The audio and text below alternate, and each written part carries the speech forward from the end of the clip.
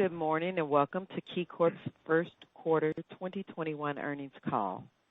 As a reminder, this conference call is being recorded. I'd now like to turn the conference over to the Chairman and CEO, Chris Gorman. Please go ahead. Thank you for joining us for KeyCorp's first quarter 2021 earnings conference call. Joining me on the call today are Don Kimball, our Chief Financial Officer, and Mark Midkiff, our Chief Risk Officer. On slide 2, you will find our statement on forward-looking disclosures and non-GAAP financial measures. It covers our presentation materials and comments, as well as the question and answer segment of our call. I'm now turning to slide 3.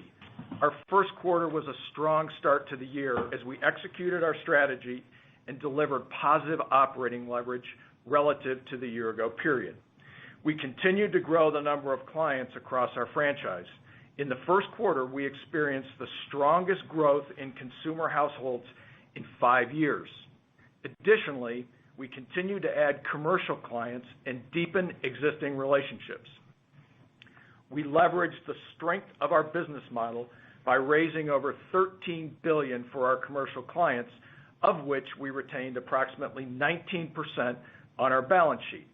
And let me just say, that's exactly the way our model is designed to work, taking advantage of attractive markets for the benefit of our clients while maintaining our credit discipline with that which we place on our balance sheet. We also launched our national digital bank, Laurel Road for Doctors, at the end of March. I will comment more on that shortly. In addition, we announced the acquisition of AQN Strategies, a client-focused analytics firm with deep expertise in the financial services industry. The acquisition aligns to Key's relationship strategy and underscores our commitment to a data-driven approach to grow our business. We also identified 70 branches for consolidation, representing approximately 7% of our network. We continue to lean into digital.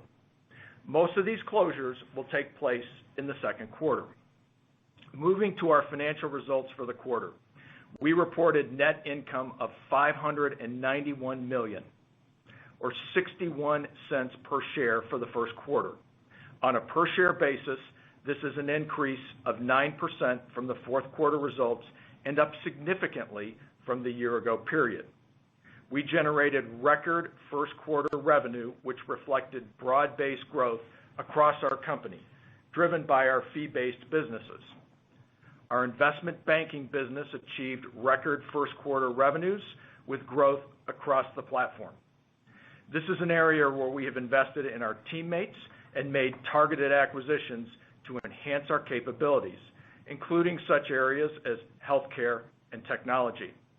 We have grown this business in 8 of the last 9 years, including having a record year in 2020. And we expect to grow this business again in 2021. We reached another milestone in our consumer mortgage business with record loan originations of $3 billion for the quarter. In addition to adding high-quality loans to our balance sheet, consumer mortgage fees were up 135% from the year-ago period.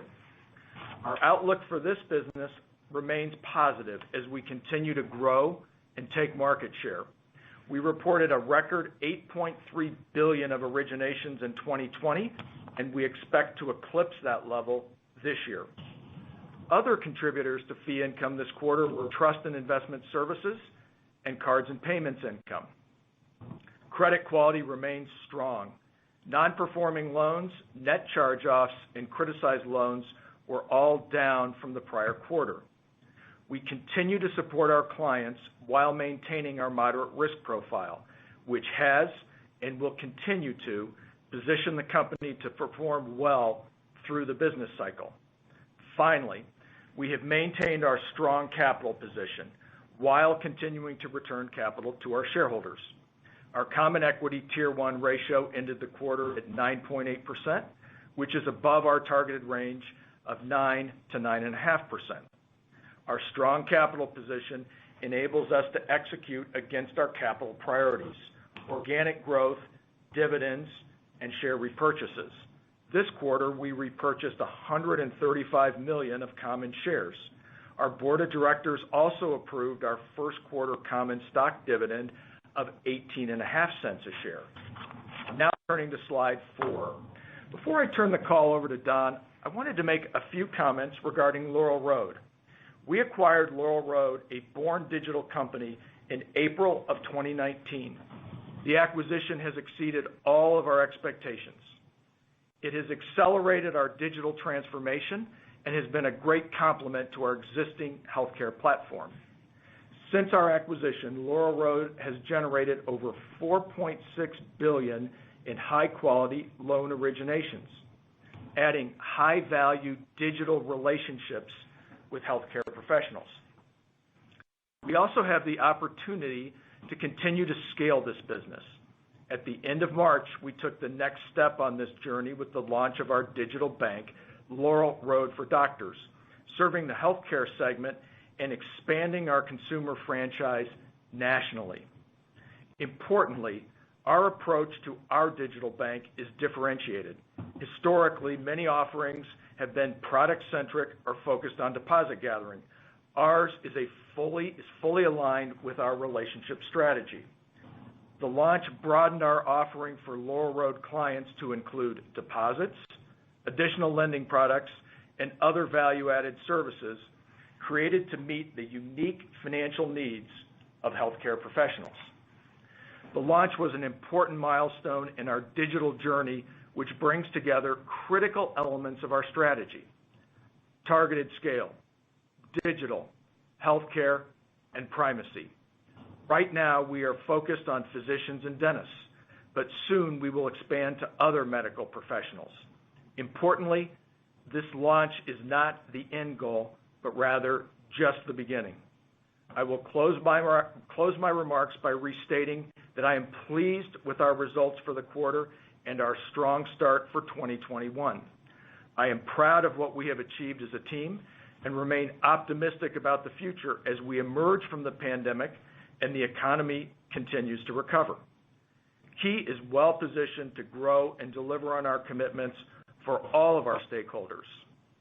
With that, I'd like to now turn it over to Don to walk through the quarter. Don? Thanks, Chris. I'm now on slide 6. As Chris said, it was a strong start to the year with net income from continuing operations of 61 cents per common share, up 9% from the prior quarter and over 4 times from the year-ago period. The quarter reflected a net benefit from our provision for credit losses. The reserve release was largely driven by expected improvement in the economic environment. Importantly, we generated record first quarter revenue driven by the strength in our fee-based businesses. I'll cover the other items on this slide later in my presentation. Turning to slide 7. Total average loans were $101 billion, up 5% from the first quarter of last year, driven by growth in both commercial and consumer loans. Commercial loans reflected Key's participation in PPP, partially offset by decreased utilization. PPP loans had an impact of $7 billion in the first quarter of 2021 average balances. Consumer loans benefited from the continued growth from Laurel Road and, as Chris mentioned, record performance from our consumer mortgage business, with $3 billion of consumer mortgage loans this quarter. The investments we have made in these areas continue to drive results and, importantly, add high-quality loans and relationships. Linked quarter average loan balances were down 1%, reflecting lower commercial utilization rates and a reduction in average PPP balances. We had just under $1 billion of PPP forgiveness in the current quarter. Consumer loans were up 1% from the prior quarter, again related to continued production from consumer mortgage and Laurel Road. Continuing on to slide 8. Average deposits totaled $138 billion for the first quarter of 2021, up $28 billion or 25% compared to the year-ago period, and up 1.5% from the prior quarter. The linked quarter and year-ago comparisons reflect growth in both commercial and consumer balances, which benefited from government stimulus. The growth was offset by a continued and expected decline in time deposits. The interest-bearing deposit cost came down another 3 basis points from the fourth quarter of 2020, following an 8 basis point decline last quarter. We continue to have a strong, stable core deposit base, with consumer deposits accounting for over 60% of our total deposit mix. Turning to slide 9. Taxable equivalent net interest income was $1.012 billion for the first quarter of 2021, compared to $989 million a year ago, and $1.043 billion for the prior quarter. Our net interest margin was 2.61% for the first quarter of 2021, compared to 3.01% for the same period last year and 2.7% from the prior quarter. Both net interest income and net interest margin were meaningfully impacted by significant growth in our balance sheet compared to the year-ago period. The larger balance sheet benefited net interest income, but reduced the net interest margin due to the significant increase in liquidity driven by strong deposit inflows. Compared to the prior quarter, net interest income decreased $31 million, and the margin declined 9 basis points. The decrease in net interest income was caused by the day count of approximately $14 million, lower loan fees of $8 million, and lower loan balances, resulting in an additional $8 million reduction to NII. Net interest margin also reflected a 4 basis point reduction due to the increases in our liquidity position. Moving on to slide 10. We have continued to see growth in our fee-based businesses. Non-interest income was $738 million for the first quarter of 2021, compared to $477 million for the year-ago period and $802 million in the fourth quarter. Compared to the year-ago period, non-interest income increased 55%. We had a record first quarter for investment banking debt placement fees, which reached $162 million, driven by broad-based strength across the platform. This quarter, both debt and equity markets were especially strong. Record mortgage originations drove consumer mortgage fees this quarter, which were up $27 million, or 135% from the first quarter of 2020. Cards and payments income also increased $39 million, related to higher prepaid card activity from state government support programs, as well as the growth in the core platform. Excuse me. Other income in the year-ago period included $92 million of market-related valuation adjustments. Compared to the fourth quarter, non-interest income decreased by $64 million. The largest driver of the quarterly decrease was seasonality in our investment banking line, coming off an all-time high record quarter. This was partially offset by the strength in trust and investment services income and cards and payments income. I'm now on slide 11. Total non-interest expense for the quarter was $1.071 billion, compared to $931 million last year and $1.1 billion in the prior quarter. The increase from the prior year is primarily in personnel expense, related to higher production-related incentive compensation, which increased $58 million, and the increase in our stock price, resulting in a $36 million increase compared to last year. Employee benefit costs also increased $15 million. Year over year, payments-related costs reported in other expense were $32 million higher, driven by higher prepaid activity. Computer processing expense this quarter was elevated, related to software investments across the platform, accounting changes, and timing differences. Compared to the prior quarter, non-interest expense decreased $57 million. The decline was largely due to lower production-related incentives and severance costs. Moving now to slide 12. Overall credit quality continues to outperform expectations. For the first quarter, net charge-offs were $114 million, or 46 basis points of average loans. Our provision for credit losses was a net benefit of $93 million. This was determined based on our continued strong credit metrics, as well as our outlook for the overall economy and loan production. Non-performing loans were $728 million this quarter, or 72 basis points of period-end loans, a decline of almost $60 million from the prior quarter. Additionally, criticized loans declined, and the 30 to 90-day delinquencies also improved again quarter over quarter with a 5 basis point decrease, while the 90-day plus category remained relatively flat. Now on to slide 13. Key's capital position remains an area of strength. We ended the first quarter with a common equity Tier 1 ratio of 9.8%, which places us above our targeted range of 9 to 9.5%. This provides us with sufficient capacity to continue to support our customers and their borrowing needs and return capital to our shareholders. Importantly, we continue to return capital to our shareholders in accordance with our capital priorities. Our board of directors approved a first quarter dividend of 18.5 cents per common share. We also repurchased $135 million of common shares under the share repurchase authorization we announced in January of up to $900 million. This leaves us with a capacity of up to $765 million for the next 2 quarters. On slide 14, we provide our full year 2021 outlook, which we've adjusted to reflect our strong start to the year, positive momentum in our business, and more favorable revenue outlook. Consistent with our prior guidance, we expect to deliver positive operating leverage for the year. Average loans are expected to be relatively stable, reflecting continued momentum in our consumer areas, the impact of PPP, and stronger commercial growth in the second half of the year. The first quarter should be the low point of the year, with expected growth from here. We expect deposits to be up mid-single digits, and that we will continue to benefit from our low-cost deposit base. Net interest income should be up low single digits. Our net interest income will benefit from higher loan fees related to PPP forgiveness and continued deployment of some of the excess liquidity, offset by the ongoing impact of low rates. Non-interest income should be up mid-single digits, reflecting the growth in most of our core fee-based businesses. Non-interest expense should be relatively stable, reflecting higher production-based incentives related to our improved revenue outlook. Our continuous improvement efforts and branch consolidation plans remain on track and will help support our ongoing investments in talent and to stay at the forefront of our digital offerings.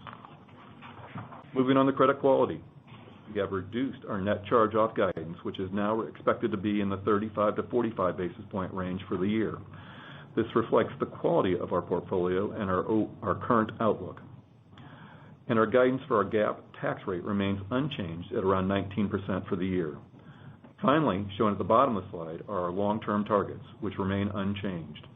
We expect to continue to make progress on these targets by maintaining our moderate risk profile and improving our productivity and efficiency, which will drive returns. Overall, it was a good start to the year, and we remain confident in our ability to deliver on our commitments to all of our stakeholders.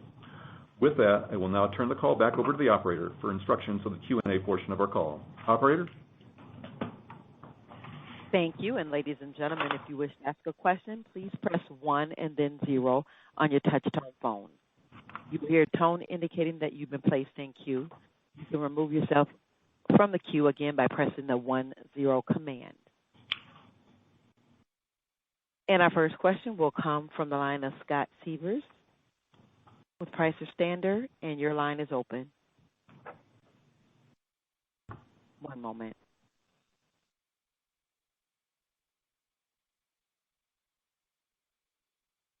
And please go ahead. Hello? Hey, Scott. How are you? Good morning, Scott. Hey, sorry, I think I was on mute or something there. Good to talk to you guys this morning. Appreciate you taking the question. First question was just on, given that you guys sort of have a broader product mix than other traditional regional banks, given your capital markets exposure, I guess I'm curious if you guys are seeing any preference from your corporate clients in terms of traditional banking products versus opting for capital markets products that you might have expected to be just sort of more traditional banking. Has there been any preference shift there? So Scott, it's Chris.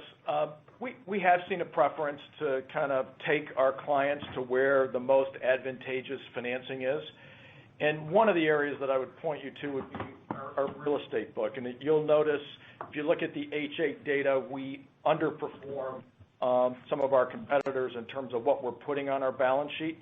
But yet, we're only putting about 19 or 20% of the capital we raise. So if you think about really attractive, non-recourse, 10-year money, Fannie, Freddie, FHA, the life companies, the CMBS market, that would be an example of where these middle market companies are consistently opting to go to other sources of funding other than the banks. And obviously for us, that ties in really well with our business model. So that would be an example. Okay, perfect. Thank you. And then I guess actually just sort of a ticky-tack one for Don. I saw the $7 billion of average balances of PPP loans. Do you happen to have the end of period just for modeling purposes? I'm guessing somewhere in the $6.5 billion range, given what you said about forgiveness in the first quarter, but was curious if you had a more pinpointed number. Sure. The ending balance was $7.7 billion because we actually originated $2 billion of new loans under the current program. and we also have a pipeline of approved through the SBA of an additional $700 million will be expected to close in the second quarter. Okay, perfect. All right, glad I asked there. So that is helpful clarification. I appreciate you guys taking the questions. Thank you, Scott. Thank you. Next question comes from the line of Ken Zerbe with Morgan Stanley, and your line is open. Morning, Ken. In terms of the Laurel Road for Doctors, can you just help us understand, is that a marketing decision of how you're positioning Laurel Road, or does it actually require you guys to build out capabilities, talent, people to be able to offer services specific to doctors where it's not just a marketing sort of gimmick? Thanks. No, it certainly is a lot broader than just marketing, and kind of a couple proof points. Just since we launched Laurel Road for Doctors on March 30th, our website traffic, Ken, is up 100%.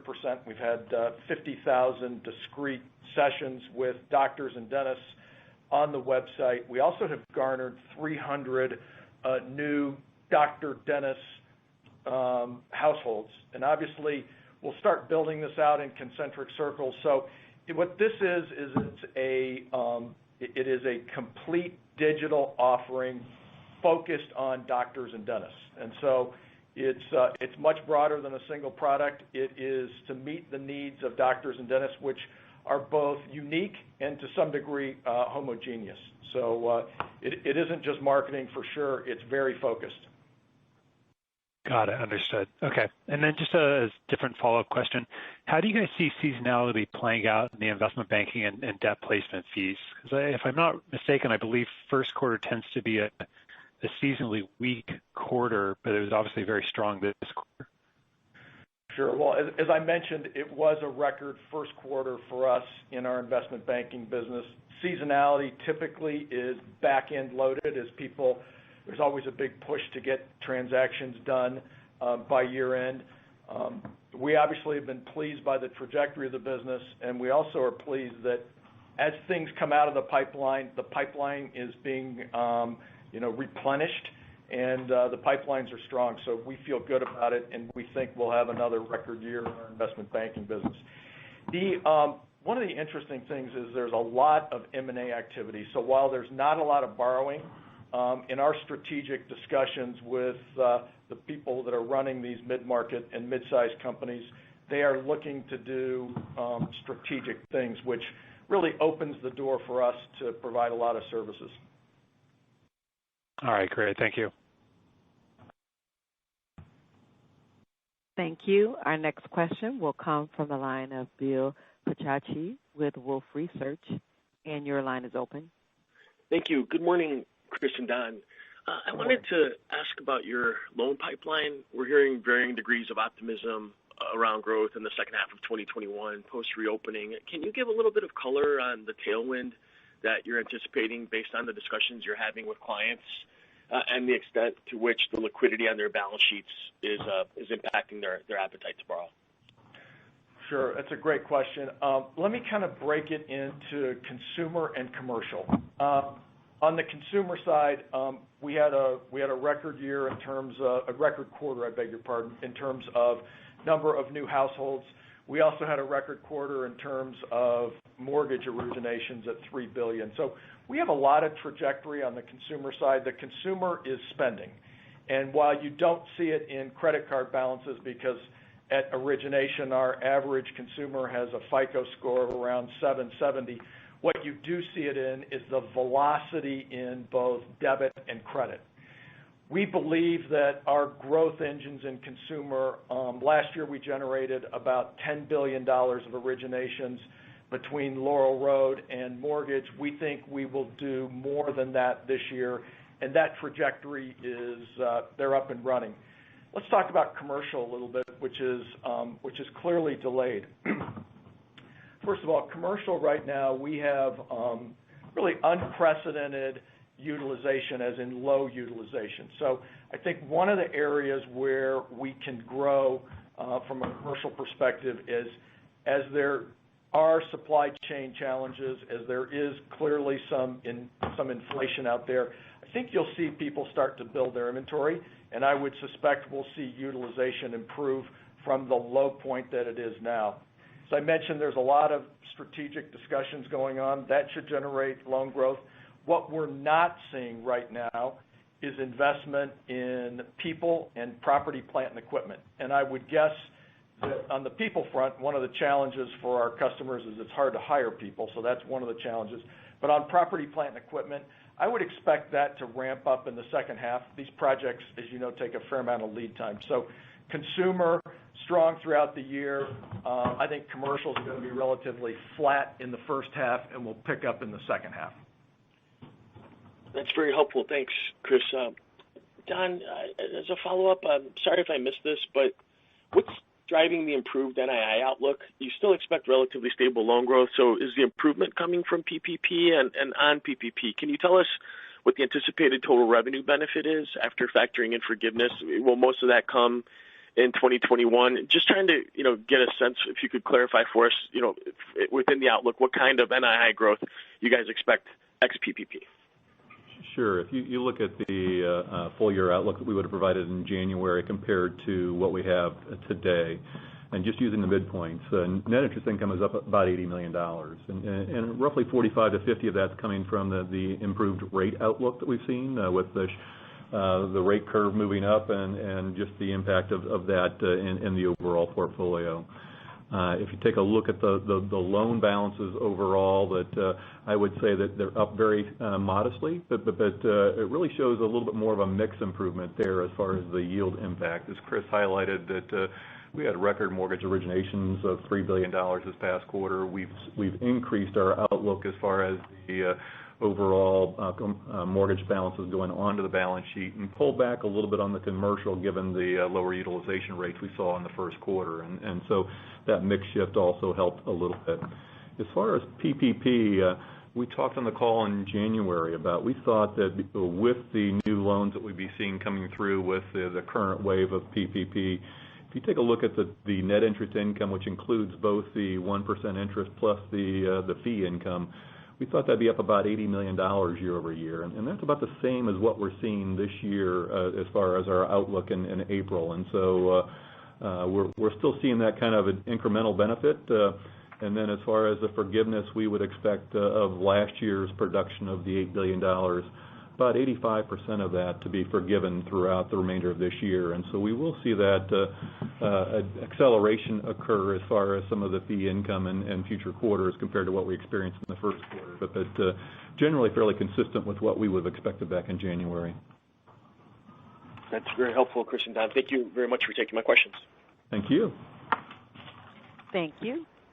Our next question comes from the line of John Pancari with Evercore ISI, and your line is open. Morning. Hey, John. John. On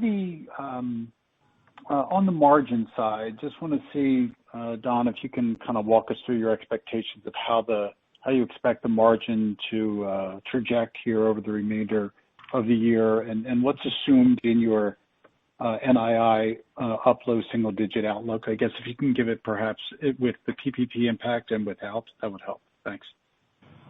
Sure. That as far as the margin outlook, we would expect it to be stable to slightly up from here. So maybe up a couple of basis points throughout the rest of the year, really reflecting some of the improvement in the loan fees. And as we mentioned earlier, from the fourth quarter to the first quarter, one of the drivers of why our NII was down was about $8 million lower loan fees, and some of that was related to the PPP because we had higher levels of forgiveness in the fourth quarter than what we actually did in the first quarter of this year. And so as far as the PPP impact, we would expect that the total NII level contributed for first quarter versus the rest of the year to continue to trend down a little bit, very modestly at first, and thinking of $1 million or $2 million a quarter coming from that, just with the impact of the forgiveness of those loans. But generally, again, fairly consistent with what we would have expected coming into the year as far as the trajectory and our outlook for those balances. Okay, thank you. That's very helpful. And then separately, on the healthcare banking effort, one question I've been getting about this is, the expected longer-term impact that you may forecast from this whole effort, not just the digital effort with Laurel Road for Doctors, but I guess also when you look at the combined effort that you flagged before by involving your Cain Brothers business, as well as the emerging relationship, in your backyard there with the Cleveland Clinic. When you look at this long term, how do you size up the expected overall impact, maybe as a percentage of revenue or earnings or returns or even percentage of loans on the loan side or deposits? Just want to help people think about how big this thing can be. Thanks. So, John, it's Chris. We have not yet framed that for the investors. Obviously, we just launched the National Digital Affinity Bank just at the end of March. Obviously, healthcare is rapidly approaching 20% of the GDP, so there is a huge opportunity. And as you look throughout Key, we do a lot of business in healthcare throughout our franchise. For example, while not part of Laurel Road, doctors and dentists are a significant driver of our mortgage business, for example. And if you think about serving these large hospitals and what we can do for the CEO in terms of provide him strategic advice, raise capital dealing with the CFO, a lot we can do around payments, and then with the Chief Human Resources Officer, the ability to refinance student loans, the ability for docs to manage their money. We have $45 billion of AUM, so it is a huge opportunity. We haven't yet laid it out for the public yet what our targets are. As it relates specifically to Laurel Road, last year we generated $2.3 billion in loan refinancing. This year, in spite of, frankly, some of the noise around student lending in general, we will continue to grow that business. So that's just a data point for you. Got it. That's helpful. Thanks, Chris. Thank you. Our next question will come from the line of Erika Najarian with Bank of America, and your line is open. Hi, good morning. Good morning. My first question is for you, Chris. I just want to tap into your experience. Key is uniquely positioned to benefit from, CapEx coming back online. And as we think about the excess liquidity in the system, are deposits going to be a leading indicator for line utilization, or are your clients telling you that they're going to keep excess levels of cash for the time being? And additionally, does curve steepening from the long end rising, how does that play into historically the decision between capital markets and revolvers? Sure. So first, as it relates to deposits, I think it's probably somewhere in between your two scenarios. I think based on what we've all been through over the last 12 to 18 months, I think you'll see people carry a little higher levels of cash, but clearly I think they will definitely burn down some of those excessive deposits before they start borrowing.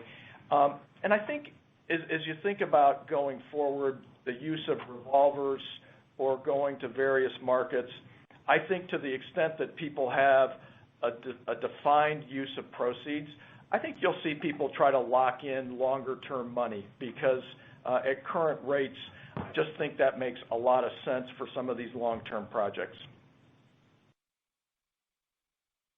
Got it. And just to follow up on the question whether or not a steeper curve from a higher long end, if that could impact the decision between capital markets and revolvers in terms of funding preference. I don't think the steepness of the curve, while it matters a lot to us, I think what our clients really think about from a strategic perspective is this a long-term asset, and if I term it out as opposed to use my revolver, is that an advantageous financing for the long term? I don't think they're driven by the steepness of the curve.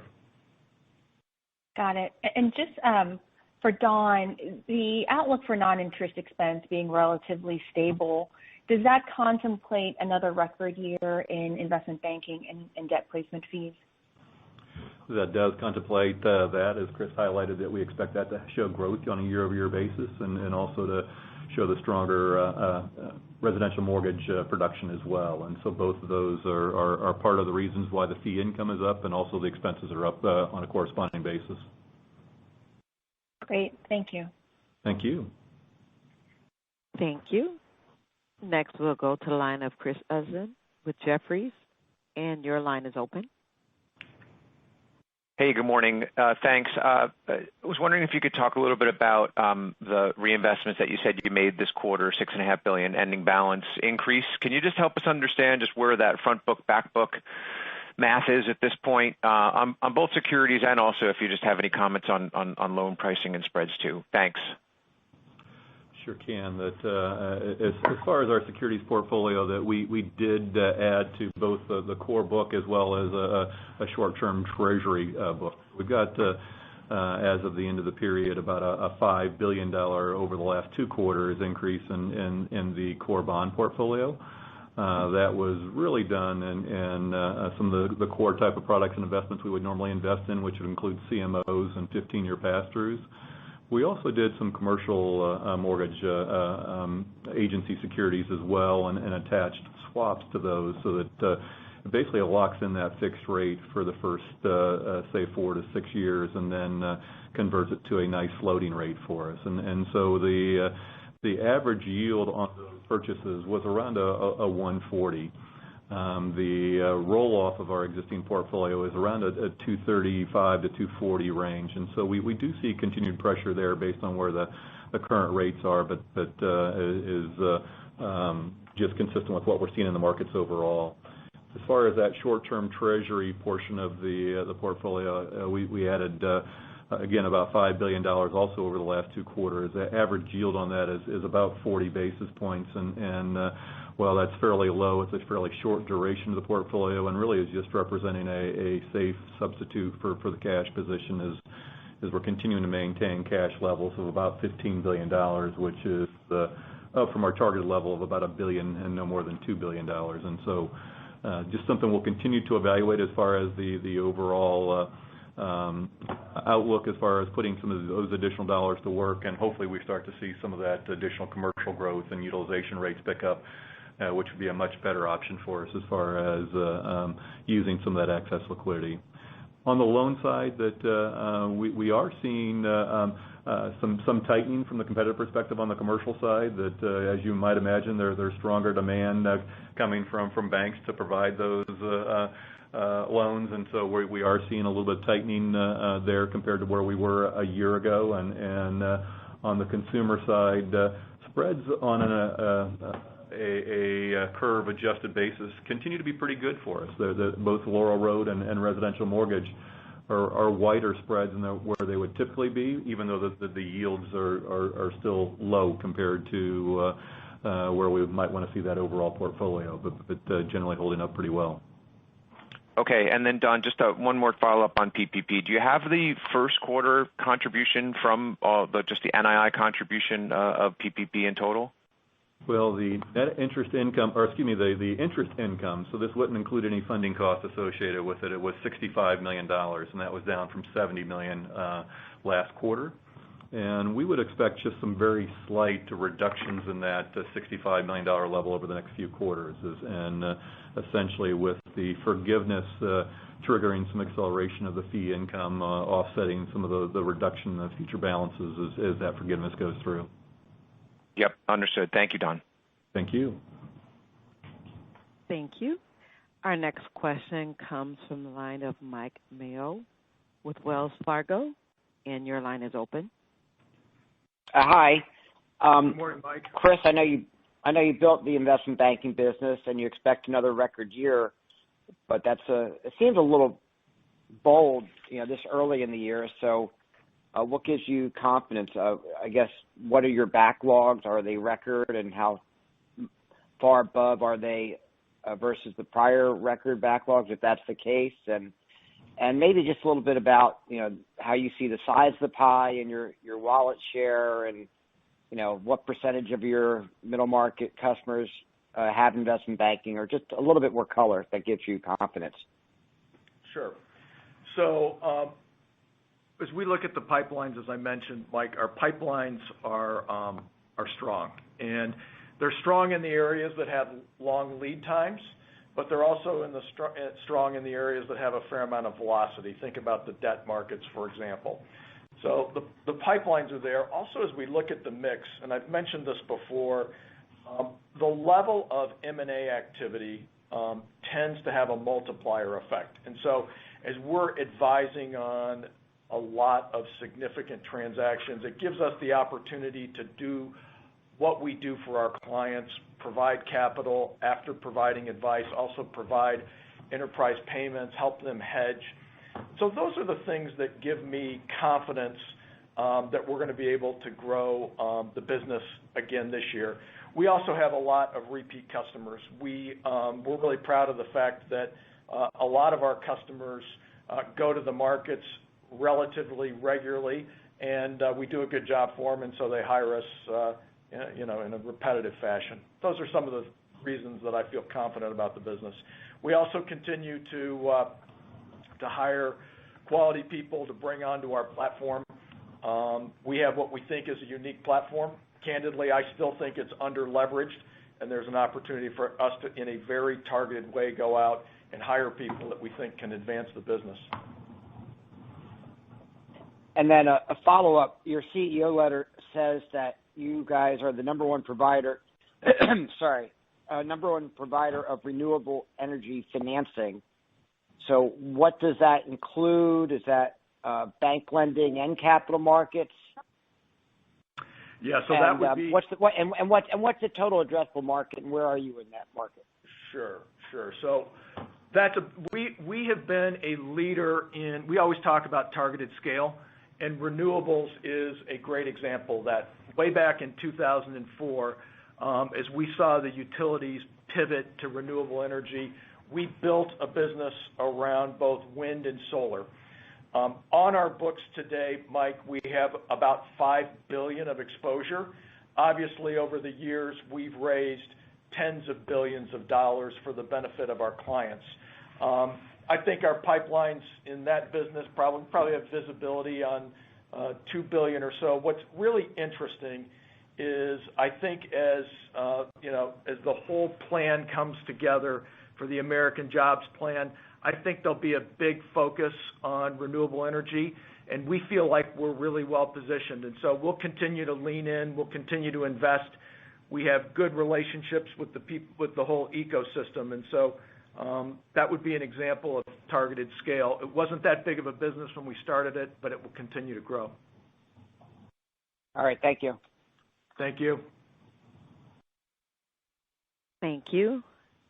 Next, we will go to the line of Gerard Cassidy with RBC, and your line is open. Thank you. Hi, Chris. Hi, Don. Good morning. Can you guys share with us, we all know what has happened with quantitative easing and the increase in the industry's deposits, as evidenced by the over $3 trillion growth we saw last year in the banking industry's deposits. You guys have certainly seen it on your balance sheet, and it shows up. And you mentioned that the stimulus programs have contributed to your deposit growth. Can you share with us, how do you see your customers using these deposits? And is there any evidence yet from the earlier stimulus plans that we saw in the spring of last year, the initial checks that individuals received, as well as the initial PPP programs, that they're actually drawing down the deposits, or do you think that your deposits could remain elevated for an extended period of time because of the continuation of QE and the government deficit spending we expect over the next 12 to 18 months?